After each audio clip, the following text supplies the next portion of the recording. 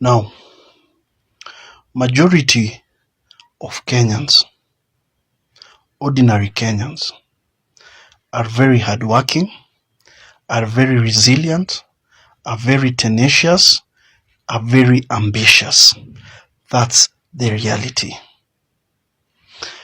However, there is a common denominator that unites all Kenyans, irrespective of their religion, irrespective of their tribe, irrespective of their education background, irrespective of their financial prowess, and it is called politics.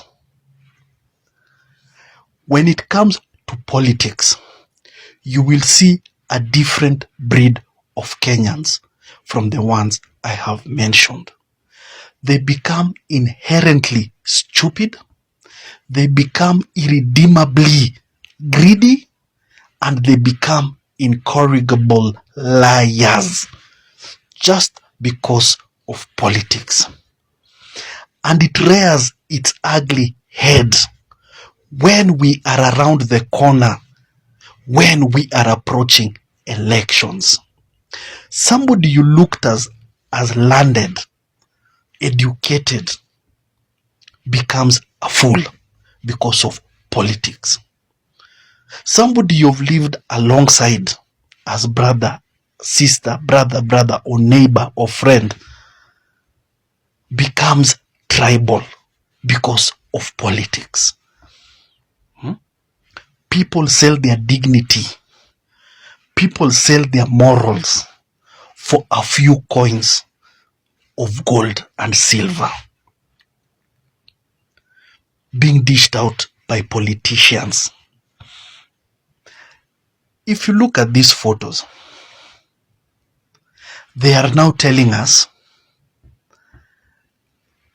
that a politician thinks of the next election, but a leader thinks of the next generation. These photos are enough, and I think I've already convinced many people that this man is a good president, that he deserves a second term, just because he has carried a kid. But what majority of people don't understand, politics is about optics. It's about PR. It's about cosmetic.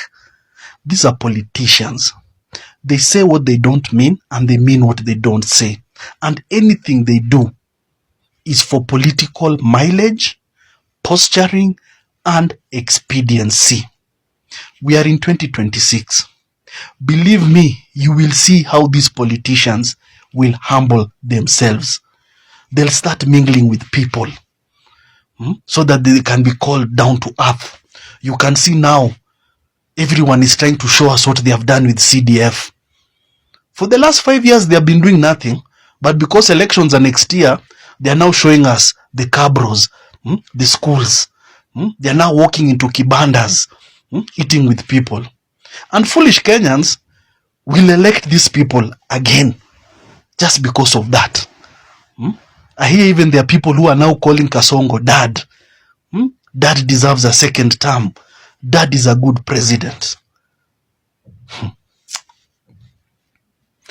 What this man has shown us in 3 years cannot be compared with what Moi, the Mzee Jomo Kenyatta, Kibaki and Uhuru did combined. The atrocities. What this man has done to us is worse. And I fail to understand how a person of sound mind can sing Kumi Bila break or two term. He's going now around the country with the so-called Nyota. And if you want to know, this man is not serious.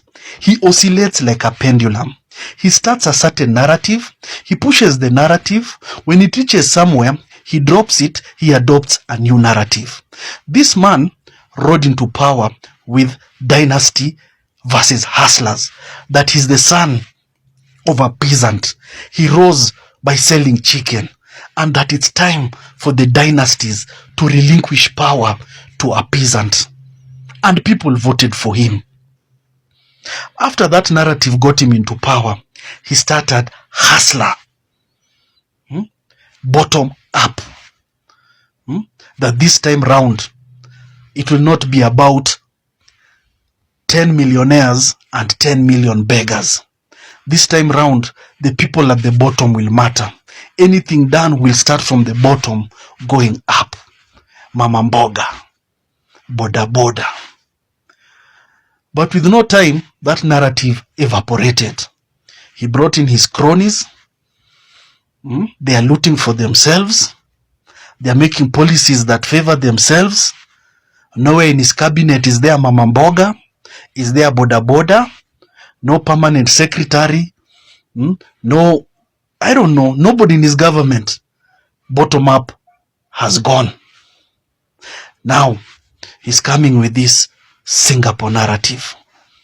Because he knows when it comes to politics, Kenyans can be hoodwinked and Kenyans are very gullible. That he wants to transform this country into Singapore. Now, it is Nyota.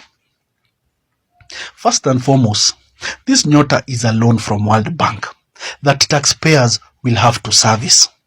Many people think the way he's perambulating and gallivanting all over with this Nyota nonsense, it's money from his own pocket, that he's funding it with money from selling chicken and eggs or from his salary. No, it is a loan from World Bank, and there is no transparency and accountability. 90% of those funds have already been misappropriated. The 10% is what they are giving those youths. And these things are well choreographed and they are well premeditated. Everybody who goes there is paid something.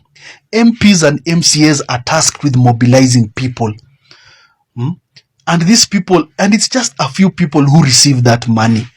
And they're the ones who are called on stage with their phone, laughing with the president, showing us here. 25,000, you only get 22,000. 3,000 is going to a pension scheme. That is nonsense. And then you're telling people to start business with 22,000. In an environment itself that is punishing business people. Our environment is not conducive to do business. Punitive taxes, arbitrary taxes, government bureaucracy. Before you get licenses, you will walk all over government offices and even give up because everybody wants a bribe. Kenyans don't have disposable income. Thus, demand has gone down. The market is uncertain. So you're telling somebody to start a business. Why not make the environment conducive? Why don't put systems and structures that ensure that any person venturing into business has an easy time? And in this economy, what is 22,000 going to do for you? And who told Kasongo that everybody wants to be a businessman? We cannot all be business people. And you cannot build an economy just by business. There are other things people want to do and not business alone. And why can't this Nyota fund be done once? Either at KICC, Jamhuri grounds, and finish with it. Why is he going round the country? That is voter bribery being disguised as empowerment. This man is seeking mileage, expediency, and posturing. You can't tell us that. This thing would have been launched once.